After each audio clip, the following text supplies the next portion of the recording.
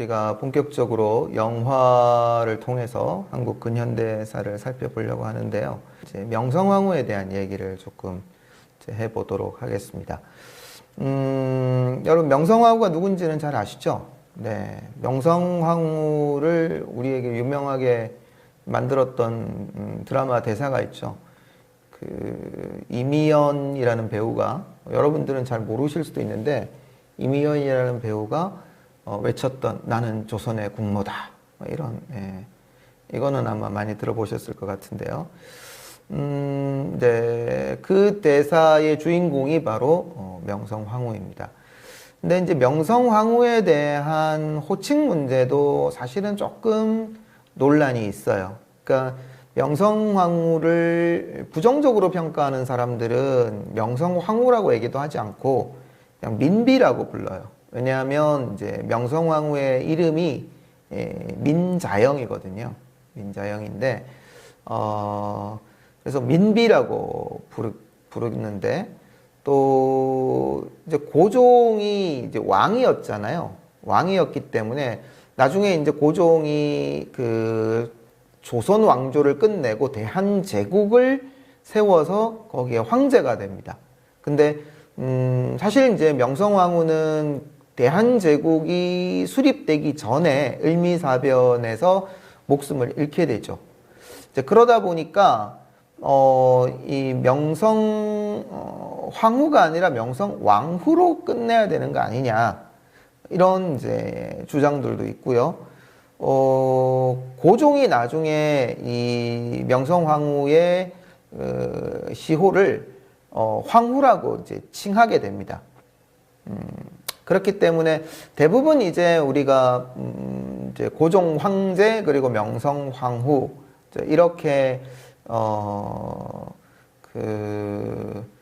이제 뭐 부르기도 하는데 이제 뭐 사실 보면 좀 낯간지럽죠. 왜냐하면 무슨 우리나라가 황제가 있느냐, 황제가 되고 그리고 황후냐, 뭐 이제 이런 그 좀 약간의 자조 섞인 그런 접근도 가능합니다만, 어쨌든 이 명성황후와 관련된 호칭 문제가 하나의 논란거리 중에 하나였다라는 점은 말씀을 드리고 싶고, 아마 여러분들은 어떻게 생각하시는지 모르겠어요. 한번 여러분들 나름대로 강의가 끝나고 나서 여러분 나름대로 한번 고민해 보시고 그리고 결론을 내려봐 주시면 그럼 참 좋을 것 같습니다.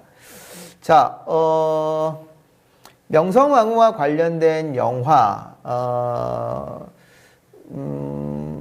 이제 약간 나오는 영화가 하나 있어요. 명성황후의 시해 장면, 을미사변과 관련된 내용을 다루고 있는 영화가 한반도라는 영화가 하나 있습니다.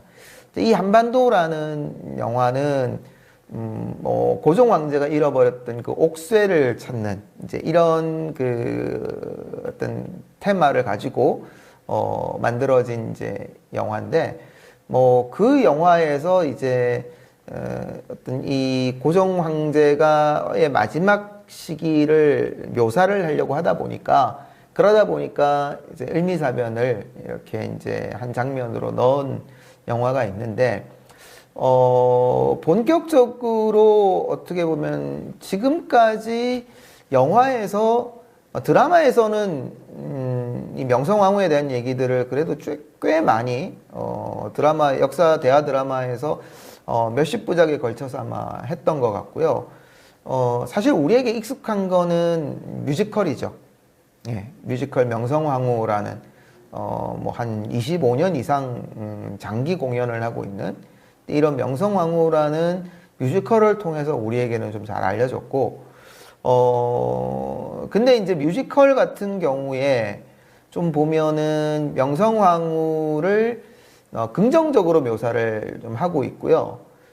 그게 뭐 의도적으로 명성황후를 미화했다라기보다는 일본과의 대척점에서 있었던, 결국 명성황후가 어떤 사람이었느냐를 떠나서 일국의 왕비였고, 또 나중에 황제의 아내까지 칭호가 올라가는 이제 그런 사람인데, 이제 을미사변의 내용을 여러분들이 뭐 좀 아시겠습니다만, 그 일본 낭인들에 의해서 몸이 난자가 되고 심지어는 그 불에 태워져서 실제로 여러분 이렇게 유해를 수습을 했을 때 하반신을 못 찾았어요.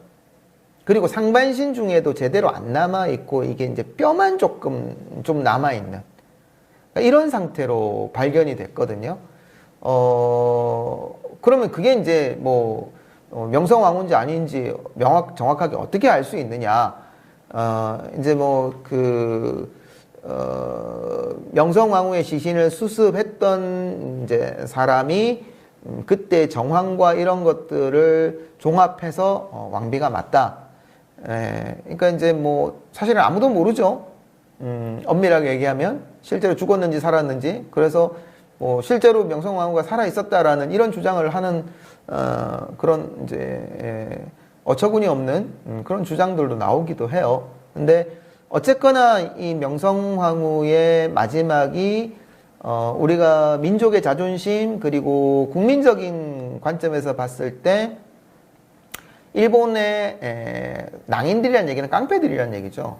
일본 깡패들에 의하여서 아주 그 비참하게 마지막을 맞게 되었기 때문에 이제 그런 측면에 있어서 이 명성황후를 우리 어떤 국민적인 관심사에서 긍정적으로 묘사할 필요는 있었던 것으로 보여집니다. 그렇지만 이 뮤지컬 명성황후에 묘사된 명성황후가 역사적으로 그러면 정당한 해석과 평가가 이루어진 것인가에 대해서는 조금 저는 개인적으로는 좀 부정적이에요. 예. 그래서 이제 그런 측면에서 보면 이제 우리가 오늘 살펴보게 될 영화 이 불꽃처럼 나비처럼이란 영화 원래 이제 이 영화의 원작은 이제 야설록이라는 무협지주로 이제 쓰시는 분인데 네, 이분의 소설을 동명소설을 영화화한 거고요. 여기에 보면은 이제 명성황후의 역으로 수혜가 나오고 그 다음에 이 명성황후를 지키는 호위무사로서 조승우가 무명이라는 이런 호위무사의 역할로 나오게 됩니다. 그리고 이 두 사람 사이에 이루어질 수 없었던 그런 애틋한 로맨스 이게 이제 이 영화 전체를 이끌어 나가는 하나의 플롯이 되는 거죠. 그럼 이게 실제로 무명이라는 호위무사가 존재했었느냐? 이 얘기는 조금 이따가 한번 해보겠습니다만, 이제 이 영화도 역시 그렇기 때문에 사실은 이제 역사에 가까운 영화라기보다는 그러니까 드라마나 영화나 뮤지컬이나 어떤 이런 모든 뭐 소설이나 이런 모든 것들이 최대한 역사에 가깝게 접근하는 경우들도 있지만 극적인 재미와 그리고 또 상업적인 흥행을 하려고 하면은 역사적인 사건을 뭐 어쩔 수 없이 왜곡하거나 혹은 역사에 드러나지 않는 부분들을 상상력을 통해서 하나의 픽션으로 만드는 그런 어떤 작업을 할 수밖에 없는 거거든요. 근데 그런 맥락에서 이 불꽃처럼 나비처럼이라는 영화의 명성황후와 그 사이에 호위무사 사이에 있었던 러브 스토리는 황당무계하다라기보다는 약간의 개연성은 좀 있어요. 그 개연성이 이제 어떻게 해서 나타나게 되냐면 이모군란이라는 사건을 통해서 사실은 나타나게 됩니다. 그래서 뭐 영화를 보시면 영화는 2009년도 개봉한 영화인데 저는 이제 이 영화를 봤거든요. 근데 뭐 극적인 재미는 있어요. 이 조승우가 아주 검술의 고수죠. 고수고 나중에 보면은 거의 1000대1로 싸우는 그러다 장렬하게 이제 숨지고 뭐 명성황후를 이제 최선을 다해 지키려고 했지만 이제 뭐 그렇게 하지 못하는 이런 전체적인 흐름들을 가지고 있는데 이제 우리가 이제 이런 영화, 이런 류의 영화들이 이제 우리에게 보여주는 어떤 한 인물에 대한 특히 명성황후라는 한국 근대사에 있어서 굉장히 핵심적인 인물 가운데 한 사람인 이 인물에 대한 정당한 평가를 하는데 도움을 주는가? 제 개인적으로는 이 영화는 그렇게 큰 도움을 주는 것 같지는 않다. 다만 우리에게 어떤 이 역사적 사건에 대한 관심을 불러일으키는 데는 뭐 상당한 영향을 미칠 수 있겠다라는 생각을 해보게 됩니다. 자, 우리가 이제 역사적 사건으로 이모군란을 처음 얘기해 볼 수 있을 것 같은데요. 이모군란의 백그라운드는 제가 전에도 한번 설명을 드렸습니다만 수구파와 개화파, 다시 말하면은 쇄국 정책을 시행했던 우리 흥선대원군의 세력과 그리고 이 흥선대원군을 몰아내고 이제는 정당한 왕의 권력을 찾기를 원했던 그랬던 이 하나의 어떻게 보면은 좀 이걸 이제 개화파라고 얘기하기는 좀 힘들 것 같고요. 개화파는 갑신정변에 나오니까 어떤 명성황후를 중심으로 했던 그래서 왕의 권력을 아버지로부터 찾으려고 했던 다르게 표현하면 자신들의 어떤 이 권력 구조를 지키려고 했던 이제 그런 이 두 세력 간의 다툼이었다라고 볼 수 있겠고, 그래서 이모군란의 발단은 이제 뭐 신식군대, 구식군대, 이 구식군대에 대한 차별, 그리고 구식군대에게 지급되는 뭐 식량이나 이런 것에 흙을 집어넣어서 결국은 분노를 일으키게 되는, 그러면서 생기게 되는 어떤 하나의 뭐 반란, 그걸로 볼 수 있겠고요. 결국 이제 이 이모군란에서 이제 흥선대원군이 승기를 잡는 듯 하다가 이 청나라의 개입으로 인해서 이제 흥선대원군이 완전히 권력을 잃어버리게 되고 이 권력의 추가 이제는 명성황후를 중심으로 하는 그런 이제 세력들에게로 넘어가게 되는 이제 이런 결과를 가져오게 되는 거죠. 이 이모군란에서 이제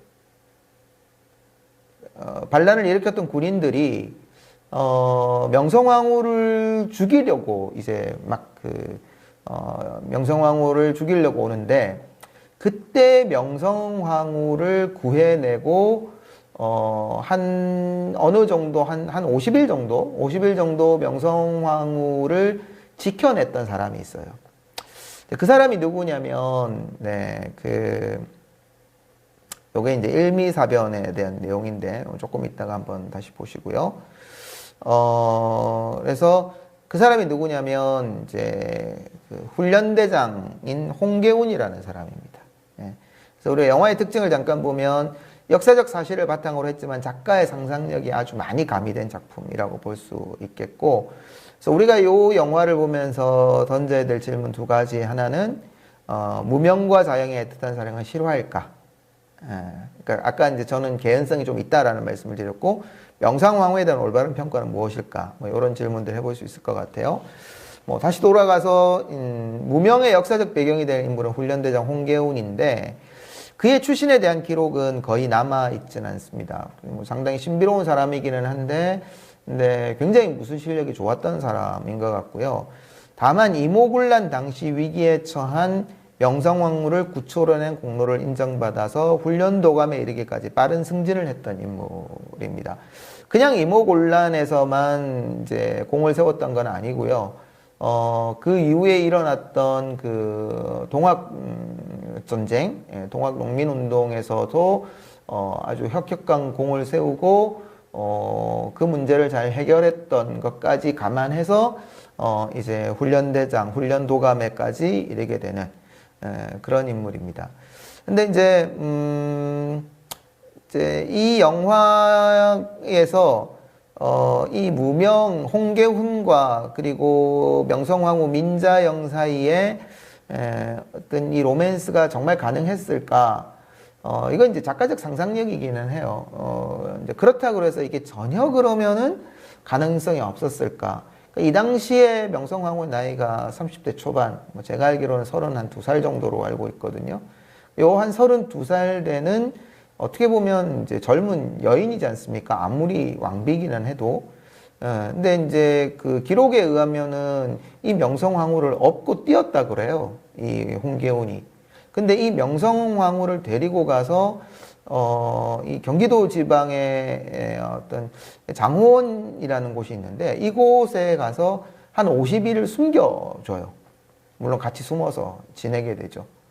그러니까 이제 요 50일 동안 요 두 사람 사이에 왜냐하면 혈기왕성한 두 사람 사이에 그러면 정말 아무 일도 없었을까라는 이런 불온한 상상력에서 출발한 영화가 바로 이 불꽃처럼 나비처럼이라는 거죠. 근데 그걸 있는 그대로 묘사하면 그거는 이제 역사가 아니고 영화가 아니고 사실은 다큐멘터리가 돼버리니까 그런 이제 작가적 상상력을 좀 더 흥미있는 요소로 바꾸기 위해서 민자영이 이제 흥선대원군의 낙점을 받아서 왕비가 되기 위하여 오는 그 과정 속에서 만나게 되는 한 인물, 무명으로 만들어서 나중에 무명이 민자영을 잊지 못해서 궁으로까지 찾아오게 되고 그리고 끝까지 호위무사의 역할을 하게 되는 이런 스토리로 이어져 나가게 되는 거죠. 그래서 이제 우리가 역사적인 관점에서 이제 무명의 그러면 실존 인물이 과연 있었는가라는 질문을 하게 된다면 홍계훈이라는 사람을 예를 들 수 있을 것 같고요. 결국 홍계훈은 나중에 을미사변 때 이 명성황후를 지키려고 하다가 죽음을 맞게 되는 뭐 이 사람의 죽음에 대한 묘사도 여러 가지가 있어요. 뭐 총을 6발 맞았다, 아니면 칼에 맞아 죽었다, 뭐 이런 내용들 여러 가지 기록들이 있기 때문에 우리가 무엇이 사실은 정확한 건지 찾기는 어렵지만 큰 흐름 속에서 홍계훈이 명성황후를 끝까지 지키다가 자신의 생을 마감했다라는 역사적 사실에는 큰 변화나 다른 점은 없지 않는가라는 그런 생각을 이제 해볼 수 있을 것 같습니다.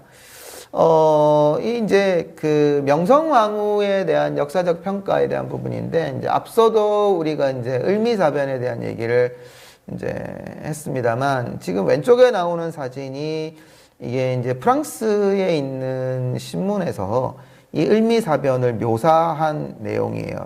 조금 이제 좀 자극적으로 이제 묘사를 하고 있죠. 굉장히 자극적으로. 그리고 이 오른쪽에 있는 사람들이 을미사변에 참여했던 것으로 알려진 그 일본 낭인들의 사진들 뭐 이렇게 이제 찍어 놓은 건데, 이제 일본 입장에서 사실 이제 그 명성황후만 제거한다면 일본이 한국을 지배하는데 혹은 한국을 집어삼키는데 굉장히 유리한 입장을 가지게 될 것이다. 근데 사실 아무리 그렇다 하더라도 한 나라의 왕비를 이런 식으로 제거하려고 했다는 것 자체가 굉장히 충격적이죠. 그래서 물론 뭐 그 사건의 내막에 대해서 나중에 이제 드러나게 되고 또 그러면서 뭐 관련자들이 처벌을 받게 되기도 하고 뭐 이런 일들이 있기는 합니다만, 그러나 한편으로는 일본이 그런 생각을 할 수 있게 했다는 것에 대한 자괴감이 있고요. 또 그 당시 우리나라가 왕비도 하나 지킬 수 없을 정도로 허약한 그런 군사 체계를 갖고 있던 나라였다라는 점도 상당히 우리에게는 가슴 아픈 그런 일이기도 해요. 자, 그런데 우리가 이제 이 을미사변을 가슴 아픈 역사적 기록으로만 얘기하기에는 좀 상당히 또 좀 다른 내용들을 우리가 좀 볼 수 있습니다. 이제 예를 들면 이제 이 박시백의 조선왕조실록 중에 나오는 얘기인데, 이 박시백이 조선왕조실록에다 뭐라고 썼냐면, 망국에 대한 책임은 어느 개인만이 아니라 민씨 척족의 전횡과 삼정의 문란, 일관성 없는 개화 정책, 구판 등의 구태 등등 이 모든 책임은 왕과 왕비 공동의 것이다. 그러니까 우리나라의 어떤 조선 왕조 마지막에 이런 비참한 일들, 그리고 나라가 망하게 되는 이런 참 가슴 아픈 사건들, 이 배경에 왕과 왕비의 책임이 굉장히 크다. 이제 그 가운데 이 매천야록이라는 책이 있거든요. 책이라기보다는 어떻게 보면 이제 일기와도 같은데, 황현이라는 사람이 쓴 이제 일기예요. 그러니까 이거는 역사의 기록이라기보다는 그냥 개인의 기록입니다. 개인의 기록이고, 그러다 보니까 상당히 주관적이고, 그리고 또 감정적인 내용들이 이 안에는 굉장히 많이 담겨져 있어요.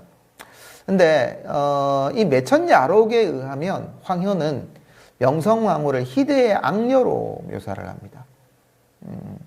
뭐 우리가 흔히 그 흥선대원군이 명성황후를 선택한 이유는 왜냐하면 집안에 자손이 없어서, 그래서 양녀로 들어갔기 때문에 외척들의 어떤 횡포나 혹은 외척의 세력을 억제할 수 있을 것이다 라고 생각을 하고 명성황후를 며느리로 맞아들였다라는 기록들이 있는데, 그런 이 흥선대원군의 생각을 정말 비웃듯이 이 명성황후는 굉장히 정치적인 인물이었고, 동시에 그러면서도 굉장히 욕심이 많은, 그리고 더 나아가서 사치스럽고, 그리고 또 미신적이까지 했던. 그래서 이제 뭐 이 매천야록에 의하면 흥선대원군이 모아놓던 그 엄청난 부가 이제 왕궁에 있었는데, 그걸 심지어 1년 만에 거의 탕진을 하다시피 했고, 국고를 낭비하는데 아주 그 앞장섰던 인물이 이 명성황후인데, 그럼 명성황후가 어디다가 그렇게 돈을 썼느냐? 구판을 벌리는데 그렇게 돈을 많이 썼다. 이제 그러다 보니까 나중에 돈이 필요하게 되니까 매관매직을 안 할 수가 없게 되는 것이고, 심지어는 그 나라에서 내리는 벼슬들 가운데 거의 한 50% 이상을 돈을 받고 팔았다라는 그런 이제 기록이 남아 있을 정도까지 이 명성황후에 대한 부정적인 기록은 아주 강하게 나타나고 있습니다. 그래서 과연 이제 우리가 이제 이 부분들은 조금 좀 더 우리가 크로스 체킹을 해야 되고, 또 살펴볼 필요는 저는 있다고 생각은 해요. 그렇기는 하지만 우리가 그냥 이제 뭐 드라마를 통해서 보듯이 내가 조선의 국모다라고 얘기하는 어떤 그런 당당하기만 했던 명성황후의 모습 이면에는 자신들의 사촌 오빠들 그리고 친척들을 모아서 자신의 시아버지였던 흥선대원군을 몰아내고, 그리고 권력을 쟁취하려고 했던 아주 야심찬 그런 여성이기도 했고, 거기에 더해서 물론 뭐 이제 명성황후를 좋게 평가하는 입장에서는 아주 정치적으로 여러 외국의 세력들을 이용하려고 했던 이제 그런 측면이 없지 않아 있기는 합니다만, 이 명성황후가 시아버지였던 흥선대원군을 몰아내기 위해서 청나라와 손을 잡고 그렇게 이 외국의 힘을 빌려 자신의 권력을 차지하려고 했던 것에서부터 우리나라의 어떤 그 정치적 상황에 다른 나라들이 개입할 수 있는 여지를 만들어줬던 것은 아닌가 하는 이제 그런 역사적인 평가들도 나오고 있는 상황이죠. 그래서 우리가 이제 이런 영화만 보면, 불꽃처럼 나비처럼 같은 영화만 보면, 그러면은, 정말 왕비와 그리고 호위무사 사이에 이루어질 수 없었던 그런 애틋한 사랑, 이런 것만 우리가 생각해 볼 수 있겠지만, 실제로 역사는 그보다 훨씬 더,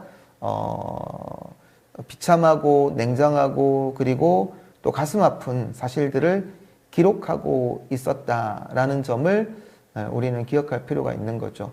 그러니까 앞서도 말씀을 드렸지만 그게 뮤지컬이든 드라마든 혹은 영화든 소설이든 이제 무엇이든 사실은 이런 식의 접근들은 작가의 상상력과 극적인 재미를 가미할 수밖에 없기 때문에 독자들로 하여금 혹은 시청자들로 하여금 혹은 영화를 보는 사람들로 하여금 정확한 역사에 접근하는데 상당한 장애물이 될 수 있고 방해물이 될 수 있다. 물론 순기능도 있을 수는 있어요. 뭐냐면 정말 그러면은 그랬을까? 정말 무명이 있었을까? 이렇게 이제 찾다 보면, 무명이 홍계훈이라는 실존 인물을, 작가적 상상력으로 만들어냈구나. 그럼 홍계훈이 누굴까? 이제 이러면서 우리가, 이제 역사 공부를 좀 더 열심히 하게 되는 그런 장점은 있을 수 있겠죠. 그러나, 만약에 이제 그런 열정이나 혹은 의지가 없는 분들 같은 경우라면, 드라마나 혹은 이런 뮤지컬이 묘사하는 명성황후의 모습을 그대로 그냥 수용하고 받아들일 수밖에 없다라는 거죠. 그래서, 우리가 주목해야 될 거는 대부분의 역사 기록들이 명성황후에 대해서는 부정적인 평가가 강하다라는 겁니다. 그러니까, 을미사변이라는 치욕스럽고 가슴 아픈, 그 사건은 우리가 분노해야 돼요. 그리고 분노하면서 그 일본의 만행에 대하여서 우리는 잊지 않아야 되고 그들이 가졌던 그런 그 오만함에 대해서 우리는 반드시 정당한 평가를 할 수 있어야 된다고 생각을 해요. 자, 그렇다면 명성황후는 어떤 인물이었을까? 정말 명성황후는 국민들의 사랑과 존경을 받았던 인물이었을까?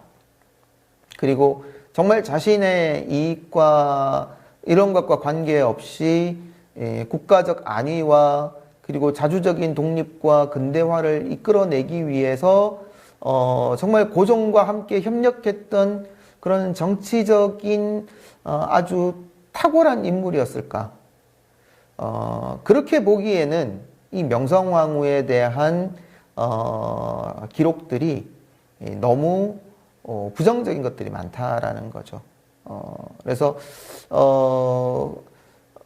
흥선대원군의 우리가 뭐 실패나 또 잘못은 따로 이야기하지 않더라도 결국 내부의 권력 다툼에 외국의 세력을 이용하려고 하고 활용하려고 했다는 점. 그로 인해서 외세가 우리나라의 상황에 개입할 수 있는 자연스러운 길을 열어줬다라는 점. 자, 이런 점만을 우리가 생각해 보더라도 명성황후에 대한 우리의 그냥 감성적인 접근 혹은 어떤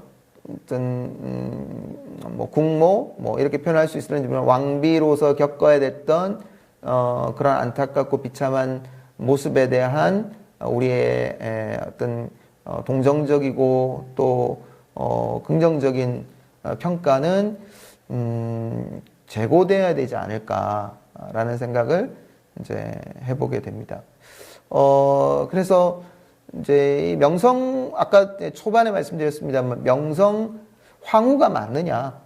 지금은 대부분 다 명성황후라고 하더라고요. 저는 개인적으로 민비까지 얘기하고 싶지는 않아요.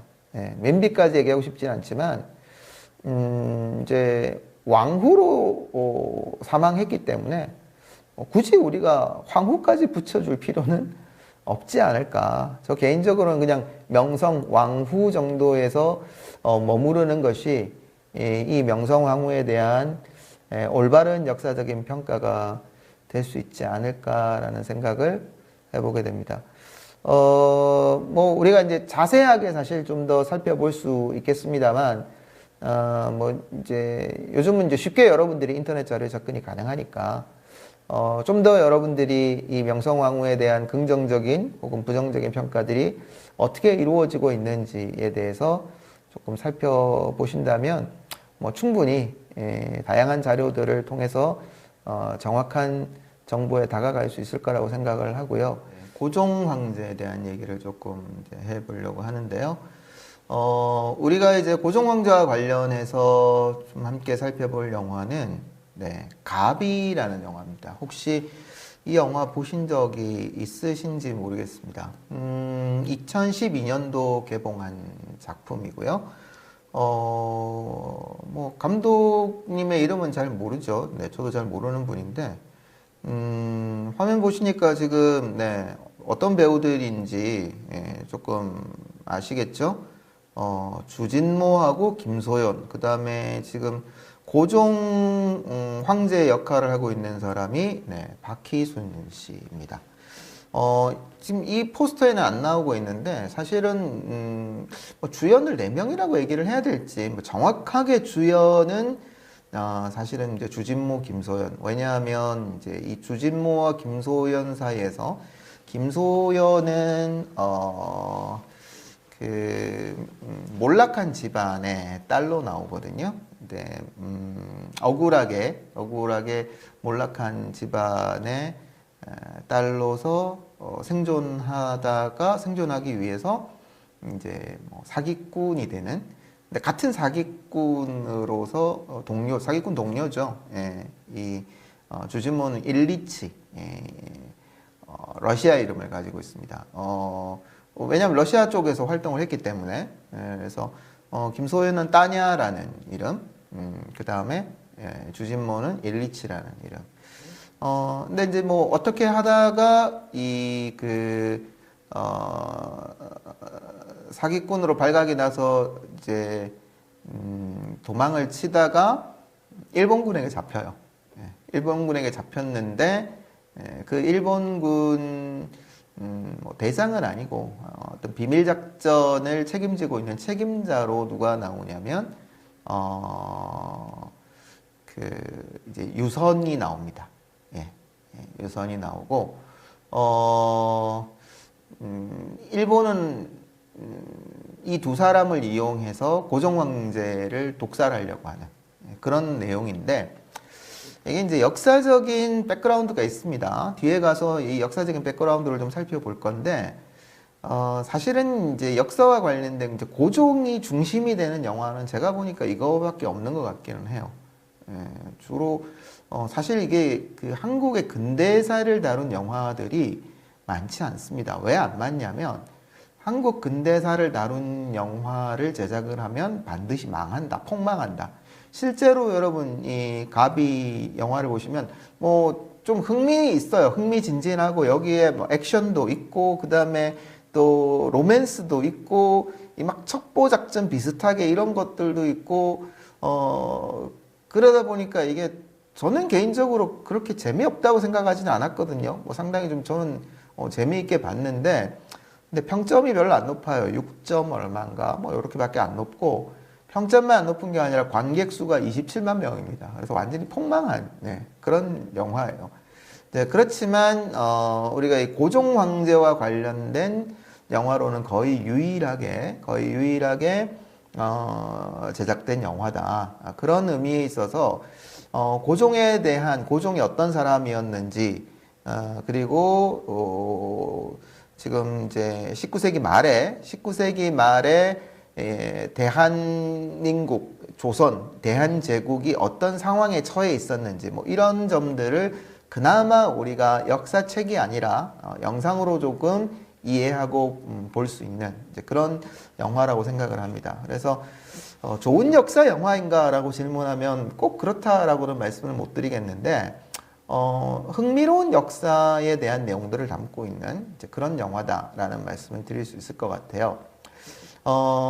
제가 이제 앞에서도 말씀을 드렸지만 우리가 영화라는 매체를 통해서 역사에 접근을 하다 보니까 생기게 되는 문제 중에 하나가 영화는 상업적이어야 되고 그리고 흥미를 유발하는 그러다 보면 작가의 상상력이 역사적인 사실보다는 더 많이 들어갈 수도 있는 이제 그런 여러 가지 어려움이 있을 수 있다. 잘못하면 그래서 역사와 관련된 영화들은 늘 빠지지 않는 게 뭐냐면 역사 왜곡에 대한 논란인 것 같아요.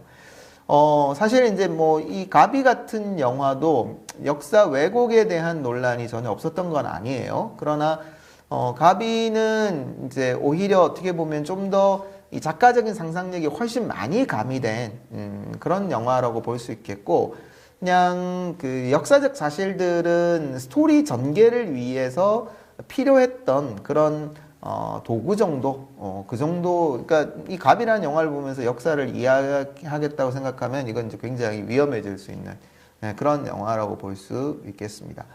자, 역사적 배경을 먼저 살펴보면 이제 아관파천입니다. 아관파천은 1895년에 을미사변이 일어나고 난 다음에 을미사변 이후에 이제 고종이 심각한 신변의 위협을 느끼게 되고요.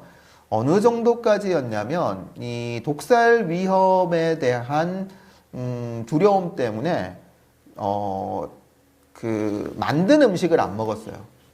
예. 이 러시아에서 제공해주는 통조림만 먹고 거의 한 1년을 버틸 정도로 그 정도로 고종이 자신의 생명의 위협에 대해서 굉장히 스트레스를 많이 받았어요. 근데 일미사변 이후로 그 조정을 조선의 어떤 조정을 장악한 쪽이 일본이었기 때문에 사실 그 쉽게 어떤 뭐 액션을 취하기도 굉장히 힘들었던, 그러다가 이제 오랜 여러 가지 계획 끝에 탈출을 하게 되죠. 그 탈출의 목적지가 어디였냐면 러시아 공사관입니다. 그래서 1896년 2월 11일에 고종이 왕태자와 함께 아국, 여기서 아국이라는 얘기는 러시아를 뜻합니다. 그래서 여러분 아관이 뭐냐면 러시아의 공사관, 이 아관이 되는 거고, 이 공사관으로 옮겨가는 것, 이게 이제 아관파천이라는 사건입니다. 뭐 일반적으로 우리가 역사 교과서에서는 아관파천이라고 이야기는 하는데 일부 역사가들 속에서는 아관이여라고도 합니다. 왜냐하면 파천의 사전적 의미가 임금이 수도를 떠나 난리를 피한다라는 뜻이거든요. 뭐 제가 볼 때는 파천이 맞는 것 같기는 한데, 근데 조금 이런 부분에 대해서 문제 제기를 하시는 분들이 계시고, 그래서 이거는 이제 난리를 피해서 수도를 떠나는 게 아니고 수도를 옮긴 건 아니다.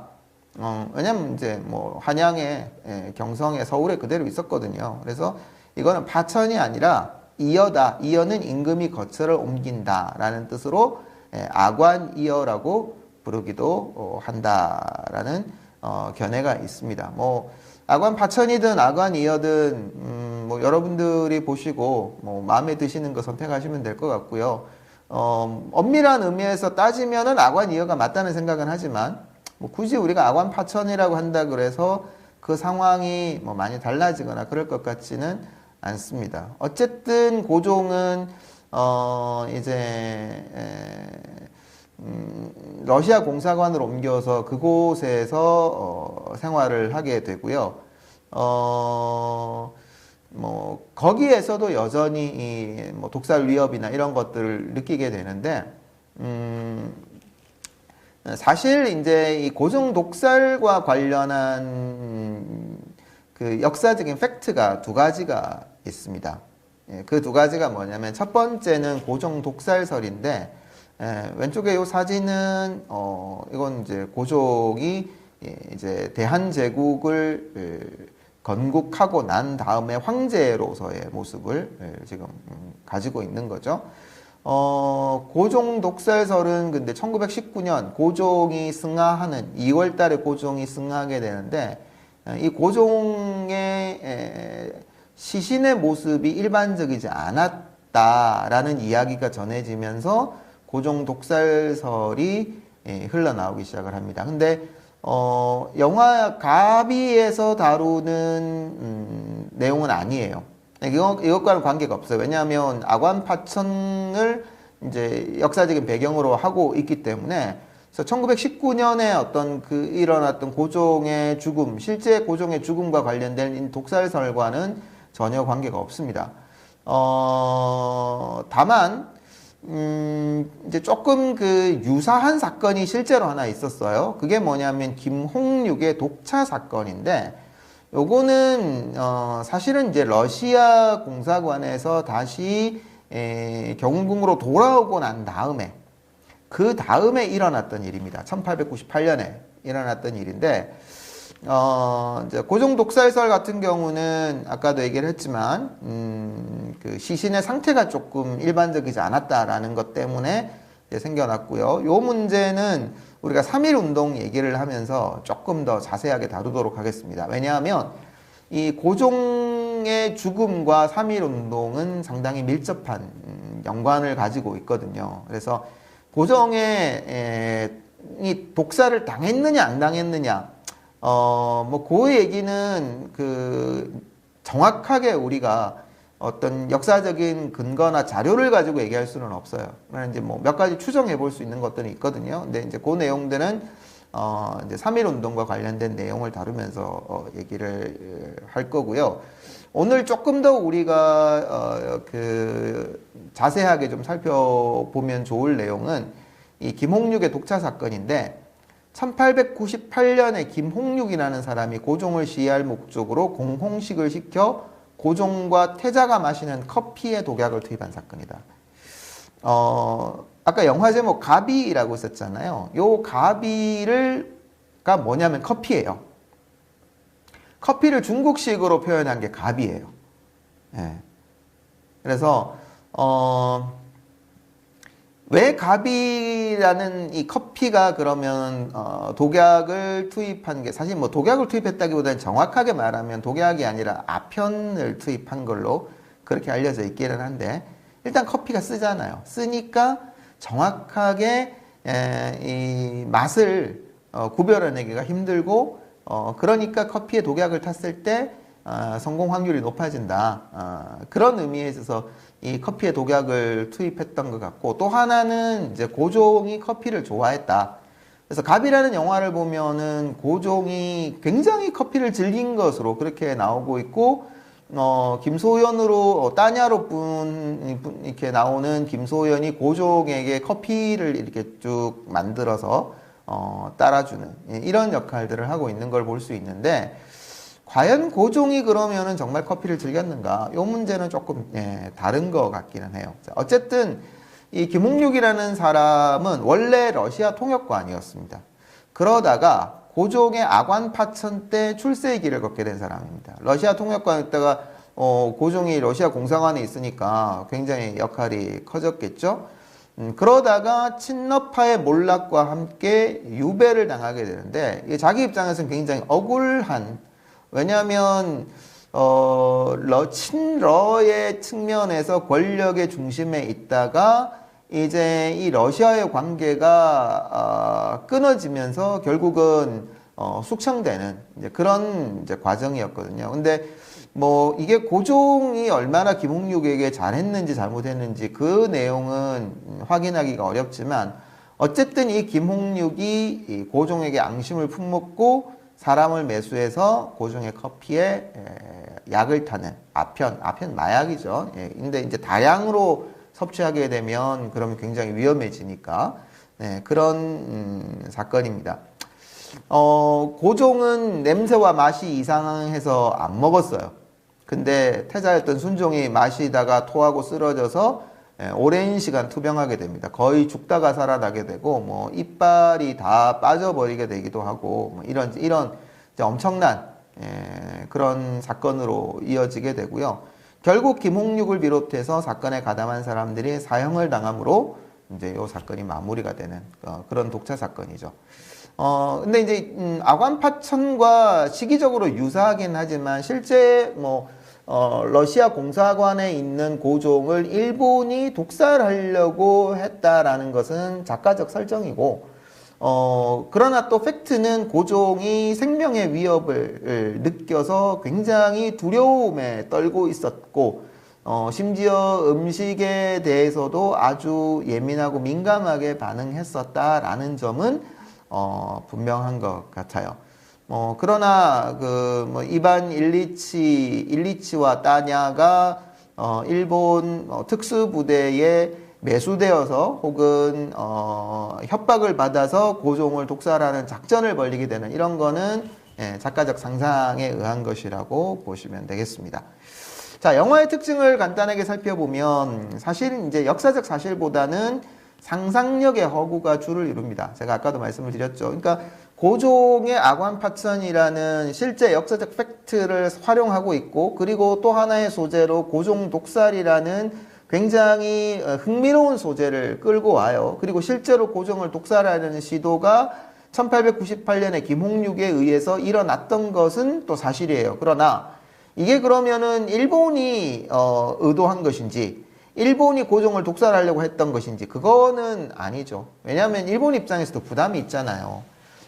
이미 을미사변을 통해서 왕비를 처참하게 살해하고 죽였단 말이에요. 그런데 또 고종을 독살한다?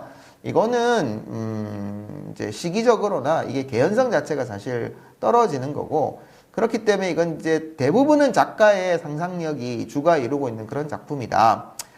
특히 이제 영화를 보시다 보면 이게 역사 영화가 아니다라는 느낌을 갖게 되는 이유는 뭐냐면, 주인공인 따냐, 그 다음에 이반 일리치, 그리고 일본 측 주요 인물인 사다코, 유선, 그 다음에 고종 사이에 엇갈린 로맨스가 막 생겨요. 그래서 이제 이걸 보다 보면은 이제 우리가 좀 뒤에 가서 얘기를 할 건데, 고종에 대해서 굉장히 우호적이 되는 확률이 좀 있습니다. 왜냐하면 따냐가 고종의 인간적인 모습을 지켜보면서 고종에게 마음을 빼앗기게 되고, 결국 자기가 일본의 스파이였다는 것을 막 이렇게 털어놓고, 그리고 나중에는 고종을 지키는 막 이렇게 가거든요. 그러니까 이루어질 수 없는 어떤 그런 고종과 이 따냐 사이의 로맨스. 그런데 일리치는 또 따냐를 일편단심 사랑하고 있고, 한편 또 유선은 일리치에게 마음이 있고, 뭐 이런 이제 이 엇갈리는 로맨스, 이런 엇갈리는 로맨스가 주로 나타나는 게 이 가비라는 영화가 아닌가. 실제로 이제 이 가비는 노서와 가비라는 소설이거든요. 이 소설이 원작인데, 이 원작하고도 사실은 조금 차이가 있다고 볼 수 있습니다. 자, 그럼 이제 우리가 이 영화를 보면서 역사적인 사실과 관련해서 한 두 가지 정도 질문이 가능할 것 같은데, 첫 번째는 고종은 정말 커피를 좋아했을까? 두 번째는 고종은 어떤 지도자였을까? 이 두 가지 질문에 대해서 한번 답을 해 보려고 합니다. 고종이 정말 커피를 좋아했는가? 여기에 대해서는 조금 부정적이라고 볼 수 있습니다. 고종이 커피를 마신 건 맞는데, 커피에 깊이 빠져서 커피의 어떤 맛을 음미하고, 영화에서 나오는 것처럼 커피의 맛을 음미하는 그 정도라고 보기에는 좀 어렵다라는 것이 일반적인 시각이고요. 뭐 좀 더 우리가 사실 좀 주목해서 살펴봐야 될 내용은 이제 고종이 그러면 어떤 지도자였는가라는 건데, 앞서도 말씀을 드렸지만 이 갑이라는 영화를 보다 보면 이제 고종에 대해서 다루고 있는 영화가 거의 없잖아요. 물론 이제 덕혜옹주라는 영화가 있기는 합니다만, 이 덕혜옹주에서 고종은 굉장히 그냥 뭐 일반적인 아버지들과 다를 바 없는 뭐 그런 모습 정도로 나오기 때문에 뭐 굳이 우리가 다른 영화들 속에서 사실 고종이 어떤 인물이었는지를 찾는 것은 이제 쉽지는 않아요. 그러다 보니까 그냥 영화로만 만약에 고종을 만나게 될 때, 그리고 갑이라는 영화만 보게 되면 고종이 꽤 괜찮은 사람이지 않았을까라는 생각을 하기가 쉽다는 거죠. 자, 그러면 고종은 과연 어떤 사람이었을까? 고종에 대한 역사적 평가는 양극단을 오갑니다. 양극단을 오간다는 얘기는 고종을 긍정적으로 보는 사람들도 있지만 철저하게 부정적으로 보는 사람들도 있다는 겁니다. 긍정적으로 보는 입장에서는 고종이 조선의 독립을 위해서 여러 가지 애를 많이 썼다. 뭐 실제로 헤이그 밀사를 파견하는데도 고종이 개입을 하게 되고, 뿐만 아니라 독립협회를 이렇게 세워서 뭐 서재필이나 그리고 또 이런 사람들이 활동하는데 굉장히 뒷받침이 되어주기도 합니다. 자금을 대어주기도 하니까요. 근데 이제 부정적인 평가가 사실은 주를 이루게 됩니다. 왜 그런가? 이제 지난주에도 좀 이 고종과 흥선대원군과의 관계도 조금 살펴봤는데, 고종이 어떤 사람인지를 가장 잘 보여주는 사건이 저는 이제 갑신정변이라고 생각을 해요. 이제 이 갑신정변이 개화파가 궁궐을 장악하고 정권을 차지하면서 사실은 고종의 동의를 구하거든요. 예, 고종이 동의를 해주기를 요청을 하는 거죠. 그래서 사실 이제 고종이 어느 정도 허락을 했다고 생각하고 이런 거사를 벌리게 되는데, 근데 문제는 이 갑신정변의 주역들이 이 명성황후 앞에 딱 갔을 때 고종이 말을 바꿔버려요. 그런 적 없다. 이렇게 되는 거죠. 그러면서 이 갑신정변이 결국은 3일천하로 끝나게 되는 이제 이런 상당히 이제 에피소드 그냥 해프닝처럼 그렇게 끝나버리게 되는데, 이 갑신정변이 3일천하로 끝나게 된 가장 큰 원인을 제공한 사람이 누구냐면 고종이다 라고 볼 수 있습니다. 고종이 이렇게 보면 상당히 저는 뭐 고종이 약삭 빠르다거나 혹은 고종이 뭐 좀 교활하다거나 그런 사람은 아니라고 생각해요. 예. 그런 사람이었으면 오히려 조선이라는 나라가 구한말이 이렇게까지 어렵거나 힘들진 않았겠죠. 그러니까 그냥 평범한 그냥 보통의 사람, 보통의 남자, 예.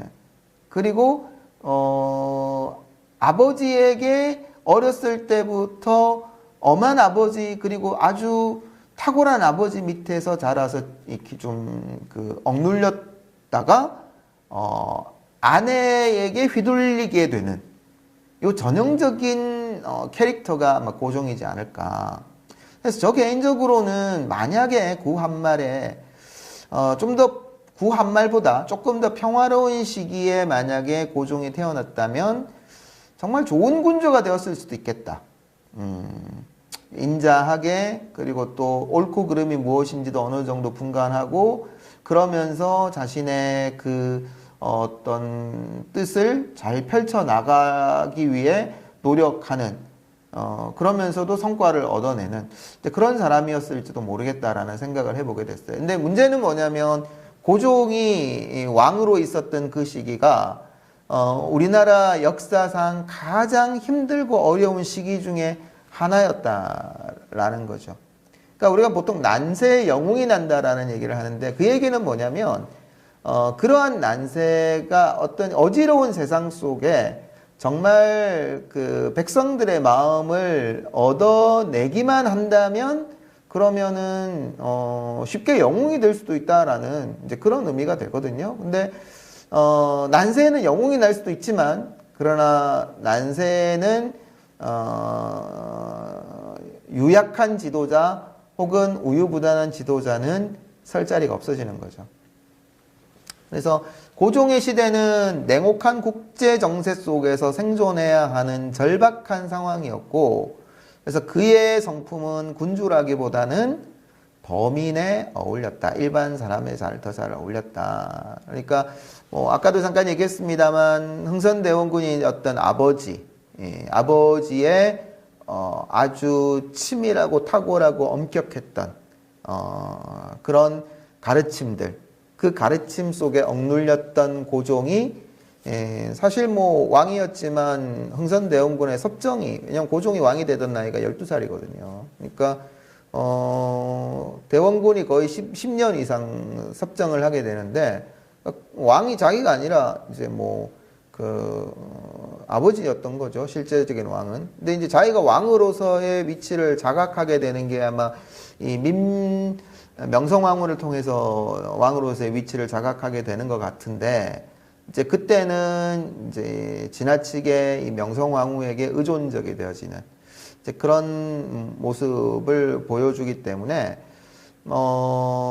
사실 이게 고종은 어떤 의미에서 보면 아버지를 뛰어넘는 지도자가 되었어야 되는데, 그 아버지를 뛰어넘기도 힘들었고, 또 탁월한 외교적인 감각을 갖고 있었던 아내의 명성황후의 이야기에 귀를 기울이다 보니까 오히려 또 왕으로서 자기가 지켜야 될 어떤 그런 중립적인 위치 혹은 균형, 이런 것들을 잡아 나가지 못했던 그런 거라고 볼 수 있겠고, 이제 이런 그 고종에 대한 평가가 부정적이 될 수밖에 없는 뭐 여러 가지 요인들이 있기는 합니다만, 사실 그 독립협회를 아까 제가 고종의 후원으로 독립협회가 세워졌다라고 얘기를 했잖아요. 근데 이 독립협회를 이끌었던 사람들이 나라의 지도자급으로 올라서게 되고, 그러면서 독립협회의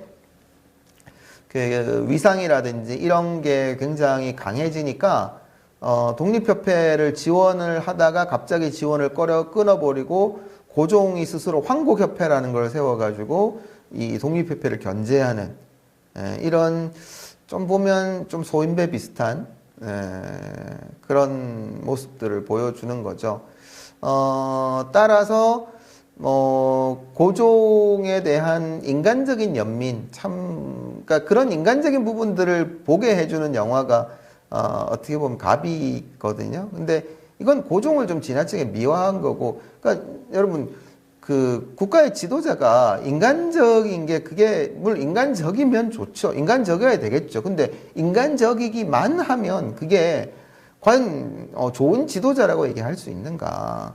그러니까 이런 시대에 정말 난세에 나라는 어지럽고, 그리고 국력은 약해지고, 그리고 주변의 국가들은 호시탐탐 기회를 찾고 있는 그런 시기에 그러면 왕은 어떤 사람이어야 됐을까? 어떤 역할을 해야 됐을까? 어떻게 보면 자기의 명성이나 자기의 이익이나 이런 것들보다는 나라를 지키고 나라를 이끌어갈 리더들을 세우고, 그들을 통해서 이 우리나라가 주권을 지키고 좀 더 부강해지기를 꿈꾸는 그런 왕이었어야 됐는데, 고종 같은 경우는 그런 부분에 있어서 참 조금 실망스러운 그런 왕이지 않았는가. 그래서 아버지 흥선대원군의 영향력에서 벗어나야 했지만 결국 그의 그늘에 머물렀고, 아버지 대신에 선택했던 왕비는 지나치게 탐욕적이었다. 앞선 시간에 우리가 명성황후에 대한 뭐 여러 가지 부정적인 얘기들을 뭐 매천야록이라든지 이런 기록들을 통해서 살펴봤습니다만, 그러니까 아버지와 아내 사이에서 참 외로웠을 수 있겠다. 그리고 어떻게 보면 평생 자신을 지켜줄 것 같았던 거대한 어떤 그 그림자로서의 아버지를 잃어버리고, 이제는 본인이 스스로 결정해야 되는 상황들 속에 정말 힘들고 어려운 일들이 이렇게 막 몰아쳤을 때, 참 외로웠을 수 있겠다라는 생각은 하고, 그리고 자신의 주변에 명성황후의 그 친척들, 외척들로 가득 차 있는 이런 상황들 속에서 과연 얼마나 고종이 올바른 선택을 할 수 있었을까? 그의 인간적인 외로움과 또 고민과 어려움은 충분히 이해해 볼 수 있겠지만, 그러나 고종이 그러면 과연 좋은 군주였는가, 좋은 그럼 지도자였는가라는 질문에 대해서는 참 우리가 좀 부정적으로 평가할 수밖에 없겠다라는 이제 이런 생각을 해보게 됩니다.